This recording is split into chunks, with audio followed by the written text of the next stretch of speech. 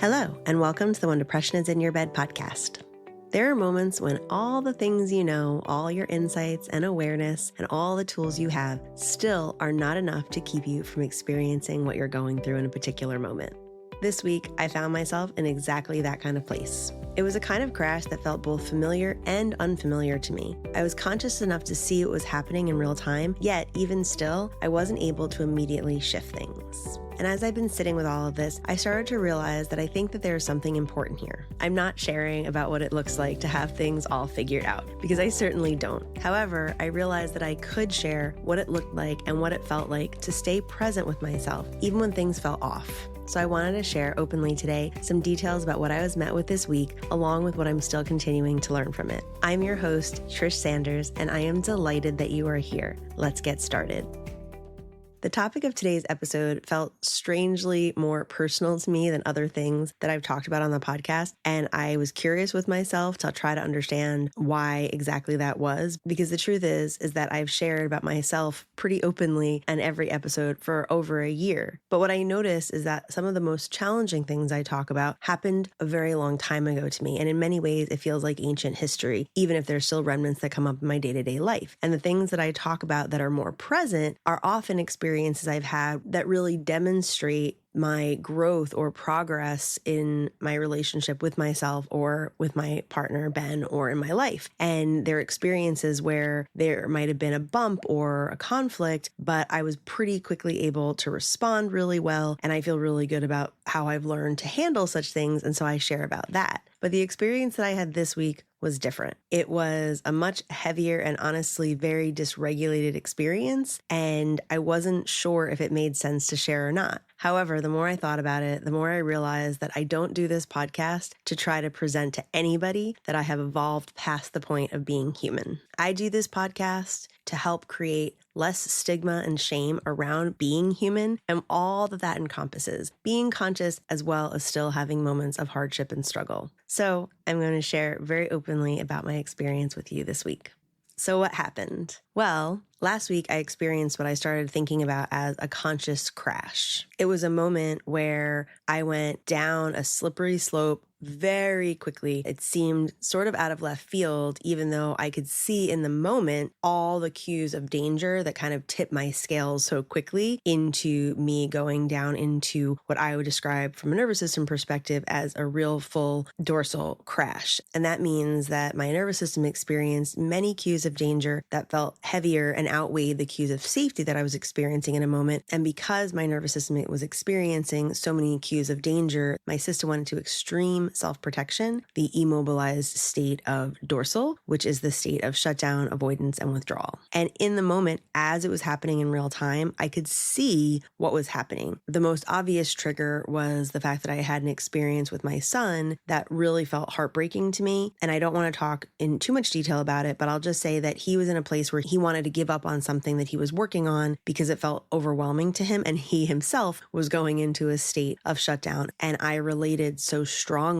to what he was going through, and as a very quick secondary feeling, started to have feelings of guilt as a parent, feeling like I hadn't equipped him well enough to handle this challenge in his life. In addition to that, I was also, again, very clearly dealing with some other stressors, including the fact that I have been noticing over the last several months that I've kind of been missing my own self-imposed due dates on different tasks in my life and work, and feeling like I've been not accomplishing what I had hoped to accomplish or thought I was going to be able to accomplish. And I felt like I was really falling behind. And this is sort of like a strange Trish fact, maybe, but every April for decades, I seem to go into this dorsal shutdown state. I could easily point for many years to the fact that it's tax season here in the US, and I tend to feel very overwhelmed during tax season. And as we get closer to April 15th, that comes up. But even before I own my own business, April, for some reason, has been a time of the year where I go into a crash. And this goes back to me being a teenager. So I'm not exactly sure. I've never quite cracked the code, but it seems like this time of year, for some reason, ends up being a time when I have some challenge going on. And so all of these things came together in this moment, and I crashed hard.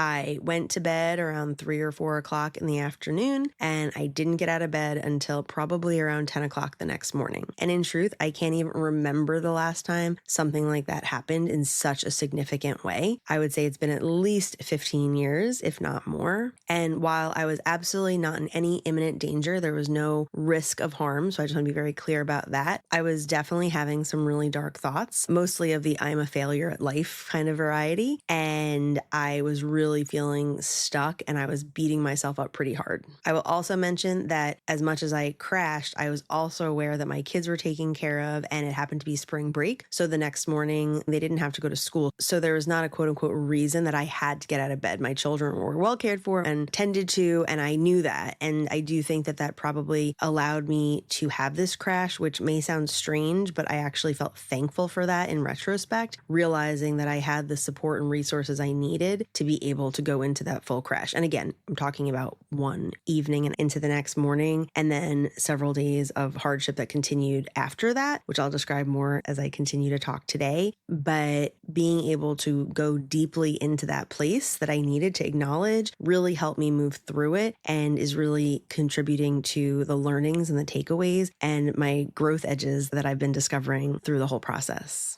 And as I referenced in my intro, I want to make it really clear that even as a therapist, as a coach, as somebody who has been in therapy since I was 10 or 11 years old, with all of my resources, all of my insight, all of the tools that I have, all of my conscious awareness, I still wasn't able to stop this experience from happening. My awareness didn't stop the dysregulation, but I really understood what was happening to my system and why it was happening. And that really helped inform what I needed to actually heal through this experience instead of just push through the experience. And I want to really name this because it can feel, at least I can certainly say it has felt for me, sometimes you feel like I've done all this work. Why am I still facing this challenge or hardship or having this tough moment? And sometimes that can contribute to feeling like a failure. And again, that was very much where I was feeling for the most part, was that I was definitely in I'm a failure mode. Although that particular flavor of failure did not come up for me because I had what I've called before my ventral narrator, which is that grounded voice. The very fact that it was present for me is why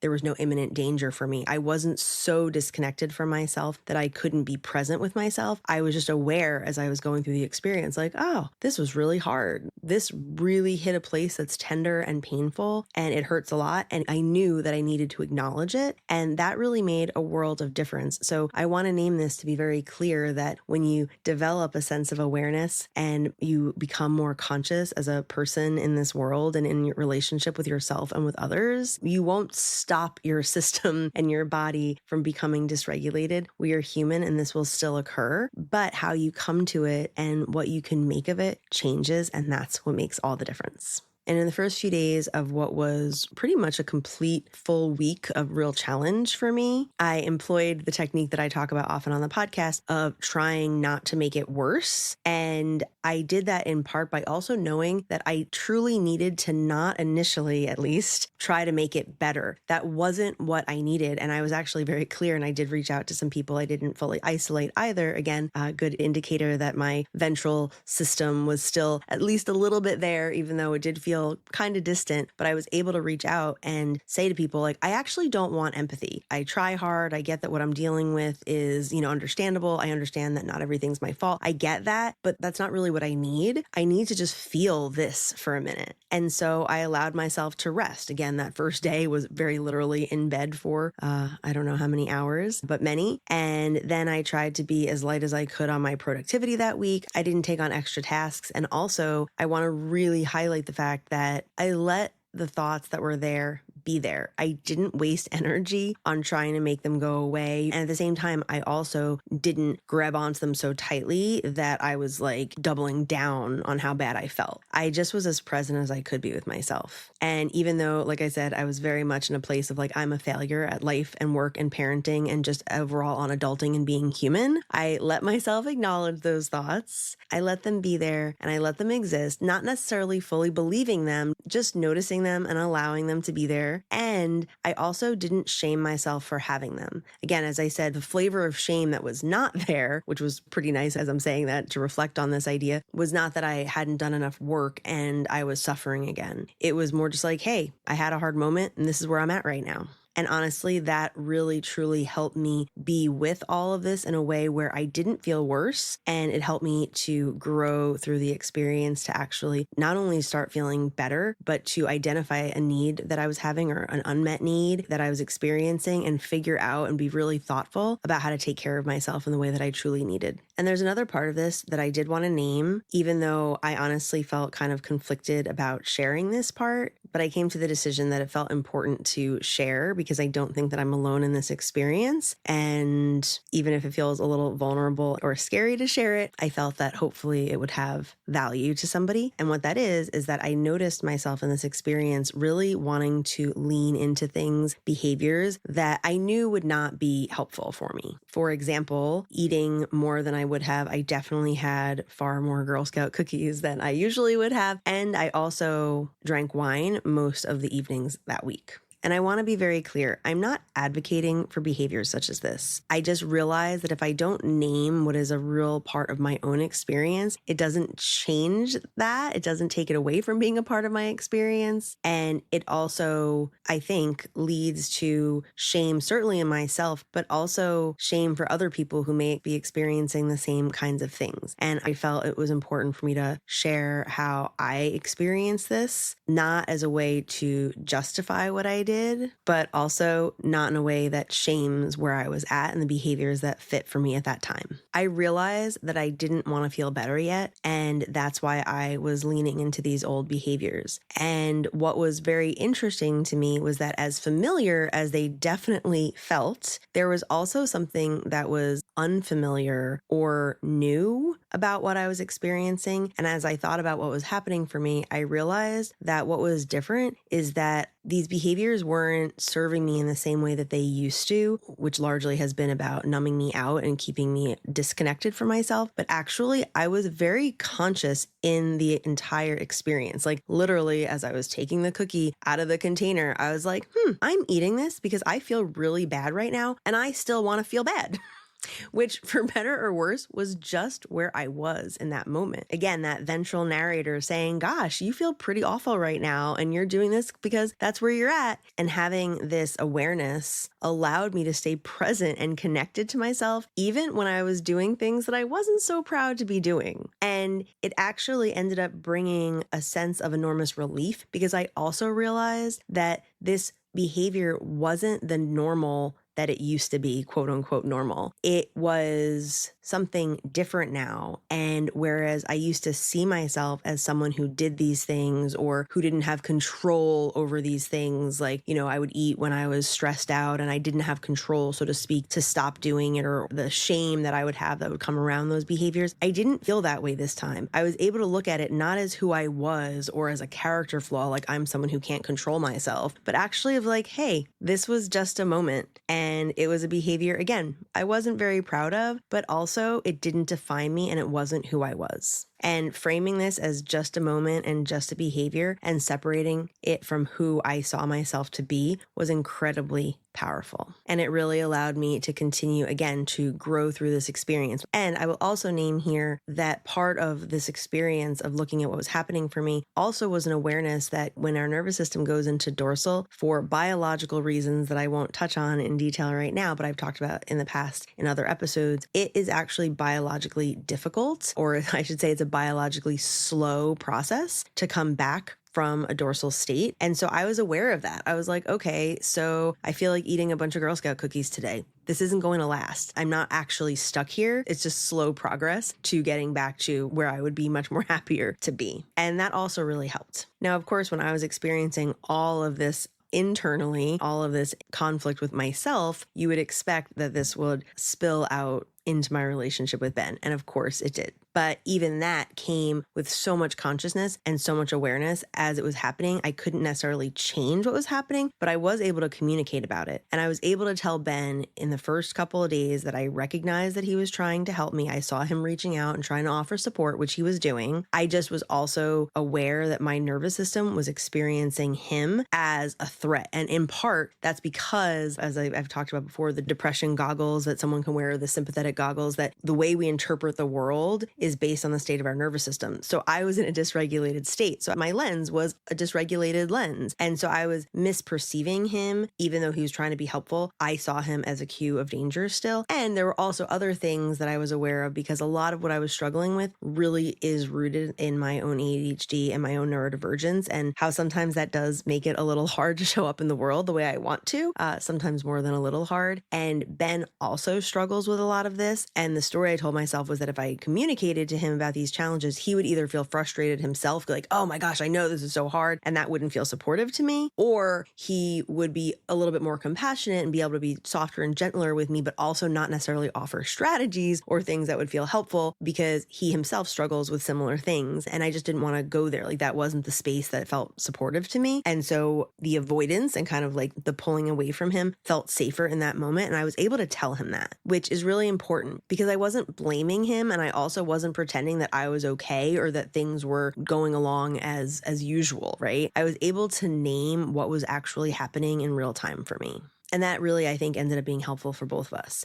There did come a moment when Ben, in one of his attempts to reach out, I tried to share with him what was happening, but that didn't go particularly well. In that moment, I ended up kind of exploding on him, not necessarily directly at him, like anger towards him, just exploding with honestly a lot of anger towards myself and sharing how stuck and hopeless I felt. And that display, again, this is like what I often talk about, is nervous system to nervous system communication, and how what my nervous system was communicating in that moment was really a threat to him. It was overwhelming and probably scary. And his nervous system ended up going into the self-protective place, and he became a little bit avoidant and kind of backed away, which wasn't great. I wasn't thrilled about what was happening. I was aware in the moment that my internal dysregulation was in fact causing dysregulation with him, and that made sense. But I was also longing for support, and I wanted him to be able to come and comfort me and support me in that moment. And I realized he couldn't. And again, while I wasn't thrilled that that was what was happening in the moment, I did understand. And again, I didn't make it worse. I didn't buy into these old stories that I very clearly, in very much real time, recognized were old stories of like, he's not capable of being there for me, and he can't really help, and he can't be supportive of me, and he just hides when I need him, and all of these old stories. I was very clear, like, oh yeah, these are old stories. They don't really ring true for me anymore as these blanket statements. Again, much like my behavior before was not my identity, this was another example relationally of how his behavior was not the definition of our relationship or his identity of who I saw Ben to be anymore. He's come such a long way, as have I, and as has our relationship.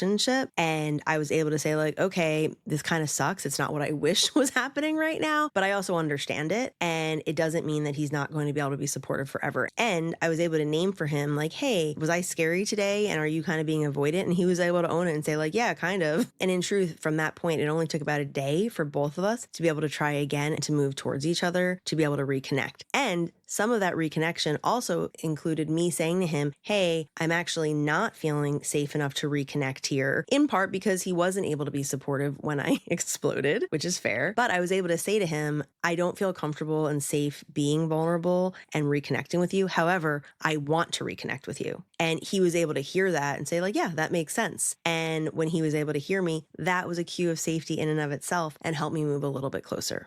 And so repair wasn't immediate, it was just delayed, but it was in process, and we were moving closer and closer towards it, and we were able to get there. Now, I want to bring up something that I find to be absolutely key, and it is also foundational in how I look at myself and my clients and the work that I do. And I'm sure I will talk about this more in future episodes. It's something that I think about quite a bit, but I just want to name here because it was so important in my actual lived experience. As I mentioned earlier, I talked about not wanting empathy. I was able to move from empathizing with a story, all of these narratives about me being a failure or Ben not being able to be supportive or not being able to be there when I needed him. Those old stories, which would have been easy to empathize with, or when I talk about grabbing onto them more tightly, in part, that's what I mean as well, like believing them. And I've had therapists, dear friends, family members for decades empathize with those kinds of stories. Like, oh yeah, it's so hard. You're doing so much. You're beating yourself up. That can be really tough. Or yeah, Ben's not able to show up for you in that way, and empathizing with the narrative. And while sometimes in some circumstances we do need a bit of that kind of empathy, I personally have realized how much it has kept me stuck. So I have shifted from empathizing with the stories to what I think of as empathizing with my state. And I was able to say it makes sense that I'm in this dorsal state of shutdown because there were so many cues of danger that they outweighed the cues of safety for me in that moment. And I felt off balance, and my nervous system understandably went into a self-protective place. And that allowed me to not just have to think like, is this thought true or not? Because when you're dysregulated, you may very well believe a lot of things that are not true at all. Like, I am actually not a complete and total failure in life, parenting, work, and being a human. That is definitely an overstatement for sure, not accurate. But when I was really down in the depths of that darkness, and if I was like, is this a true thought? Then I'd be like, yeah, it's actually true. I'm a total failure. Like, no ifs, ands, or buts about it. That's the truth. And so empathizing with the story can kind of get you into this stuckness. And empathizing with the state helps you then shift like, okay, I see what state my nervous system is in. I know if I'm in dorsal or in sympathetic, which is your fight or flight state. If I'm there, then that means that I'm feeling unsafe. What do I need to feel safer? What is a step I can take to feel more grounded, more connected with myself, more connected with the people who I love? And the conversation changes. And that is exactly what happened for me last week. And eventually I was able to make choices like, hey, you know what? I think I should be eating more healthy food rather than Girl Scout cookies for lunch. And I went and I got some healthy prepared food because I didn't have the capacity to prepare something for myself, but I knew that eating better would be better for me and it would feel better. And it in fact did. And I was able to get outside and not necessarily prescribe a certain exercise routine or a certain number of steps or anything specific. There was no pressure around it. It was just like, hey, let me move my body. Let me get some fresh air. Let me be with some people. Let me go to the park with my kids and have some fun. As I mentioned, I was able to reach out to people that I trusted. I did not completely isolate. I also, as I mentioned, was able to reach back out to Ben when I felt ready and in ways that felt safe enough, even when I wasn't fully safe to be completely vulnerable. Again, I was able to name that and move towards connection with him and figure out what felt safe enough for both of us so that we could repair. And I also was able to, just circling back to the very first thing I shared about what was happening for me that led to this very slippery slope and deep crash, was that I felt like I wasn't able to support my son. And so I moved into thinking, what could I do to support him in this? And I will add that not only did I want to do things that felt good for me, I wanted to do things that felt supportive to him. And I also didn't exclusively think about things that I only could do. I thought about the other supports that he had in his life, including himself. And I supported him in thinking about what would feel helpful for him, again, including using himself as a resource and the other people in his life. And he actually did some of that all on his own, talking to friends and trusted people in his life that helped him process that was totally separate from me. And again, as bad as I felt for a few days and as tough of a time as I was having, I was able to see him doing that. And I felt so incredibly proud because that experience alone was directly in conflict with my original thinking that I didn't prepare him at all and I have failed him as a parent. He didn't have these skills because he actually was using his skills and it was super awesome to watch. And so I took these steps, not perfectly at all. They were not linear, but they were intentional. And in time, I did come back into connection with Ben, with my son, with my life, with my own self. And I came back into connection with more understanding of some places that are still really tender in me and some needs that I have that I want to address and take care of and nurture so that I can continue to grow and be the best version of myself I can be and show up in this world the way I really want to. So as this episode comes to a close today, here are some things that I truly hope that you can take away from listening. You can be conscious and still crash. You can be aware and still have moments of struggle. You can feel completely off and honestly pretty awful and still be doing truly, deeply meaningful, profound work for yourself and those around you. A moment or a week of hardship does not negate the work that you've put into yourself. Stumbling a bit does not bring you back to square one. It pretty much just means that you're human. And to remember, fixing things is not always the work. Sometimes not making things worse is really valuable. And it's key to stay present with yourself while whatever's happening is happening, because that's where you're going to get the real-time information about what you truly need. And in the language of Imago, as I've referenced before, there's this idea that conflict is growth trying to happen. And that's exactly what I experienced this week. Some pretty intense internal conflict that, of course, not surprisingly, spilled over into relational conflict. And while I wasn't exactly thrilled that it was happening, I understood that it needed to happen. And I knew that something was trying to shift within me. And by giving myself some attention and some care, I allowed some of that shift to start to happen. And the more I tuned in and slowed down to be with myself, the more I was able to take steps towards reconnecting and repair with myself and those that I love. And in doing so, I was able to get to a place where I was able to have so much more clarity, and which again was incredibly reassuring, because as I started to feel better, I started to feel more and more like myself. And I was able to say, this is who I truly am. That was just a hard moment, and it gave me what I needed to grow to the next version of myself. And I hope that in listening today, perhaps you were able to come to more and more moments for yourself where you're able to do exactly the same thing. As our time comes to a close, I ask you to keep listening for just a few more moments, because I want to thank you for showing up today, and I want to leave you with an invitation as you hit stop and move back out into the world on your own unique wellness journey. In order to move from where you are today to the place where you want to be, the path may seem long or unclear or unknown. And I want you to know that if that seems scary or daunting or downright terrifying or anything else, that is totally okay. Know that you do not have to create the whole way all at once. We don't travel a whole journey in one stride. And that is why my invitation to you today is to take a step, just one. Any type, any size, in any direction. It can be an external step that can be observed or measured, or it could be a step you visualize taking in your mind. It can be a step towards action, or towards rest, or connection, or self-care, or whatever step makes sense to you. I invite you to take a step today, because getting to a place that feels better, more joyful, more connected than the place where you are today is possible for everyone, including you, and even when depression is in your bed.